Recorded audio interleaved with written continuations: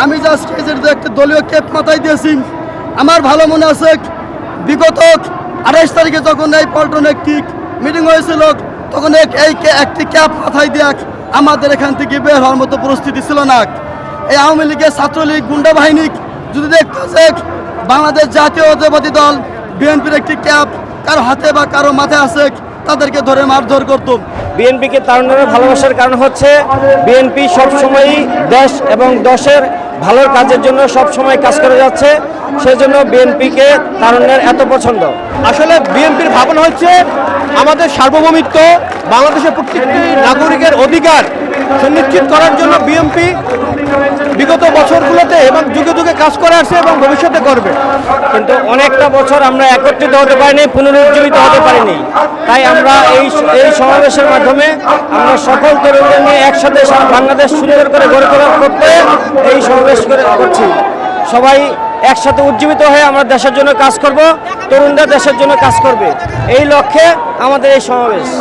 তারুণ্যের শক্তি অবশ্যই বিএনপির এবং তারুণ্যের শক্তি অবশ্যই ভালোর, আর বিএনপি অলওয়েজ ভালোর পক্ষে, তাই তারুণ্য ভালোর পক্ষেই থাকবে এবং বিএনপির পক্ষে থাকবে। বিএনপিকে তারুণ্যের ভালোবাসার কারণ হচ্ছে বিএনপি সবসময়ই দেশ এবং দশের ভালোর কাজের জন্য সবসময় কাজ করে যাচ্ছে, সেজন্য বিএনপিকে তারুণ্যের এত পছন্দ এবং তারুণ্য সবসময় বিএনপির পাশে ছিল এবং আছে এবং থাকবে ইনশাল্লাহ, আশা করি।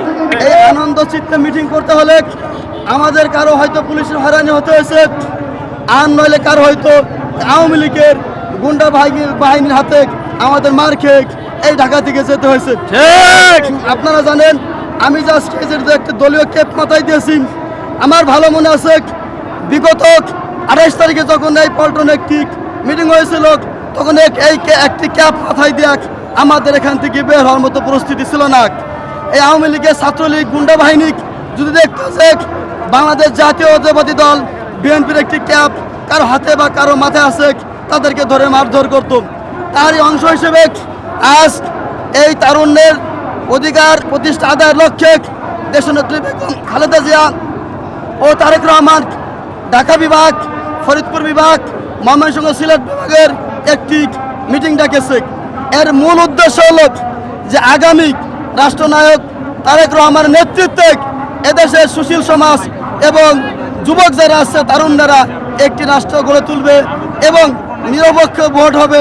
সেই নির্বাচনে সকলে উৎফুল্লভাবে ভোট দেবে এবং একটি জাতীয় সংসদ গঠন করবে। ছাত্রদল, যুবদল, স্বেচ্ছাসেবক দলের উদ্যোগে তারুণ্যের সমাবেশ। এই তারুণ্যের সমাবেশে আমাদের যে শিক্ষা এবং যে সার্বিক যে অধিকার, এই অধিকার নিশ্চিতের জন্য আমাদের আজকে তারুণ্যের সমাবেশ। এই সমাবেশ থেকে আমরা প্রতিজ্ঞা করতে চাই বাংলাদেশের প্রত্যেকটা অধিকারের জন্য আমরা সর্বদা প্রস্তুত থাকব এবং দেশনায়ক তারেক রহমানের নির্দেশে আমরা যে কোনো পরিস্থিতিতে আমরা সব কিছু মোকাবেলা করে আমরা সব অধিকার প্রতিষ্ঠিত করার জন্য আমরা সর্বদা রাজপথে ছিলাম, আছি এবং ভবিষ্যতে থাকব।